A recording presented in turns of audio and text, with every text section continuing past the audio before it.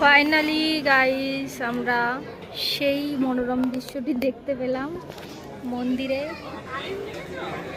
Look at this scene, amazing. আর এখানে যে ঘরটা দেখতে পাচ্ছ এটা বলি ঘর,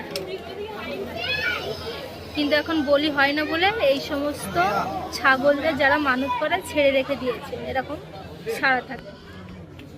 আর এই ঘরেই একসময় বলি হতো, প্রথমে মানুষ বলি হতো, তারপর মোষ বলি, তারপরে ছাগল বলি। এখন বলি প্রথায় বন্ধ। আর এইটাই হচ্ছে সেই মন্দিরটা, কামাখ্যা মন্দির।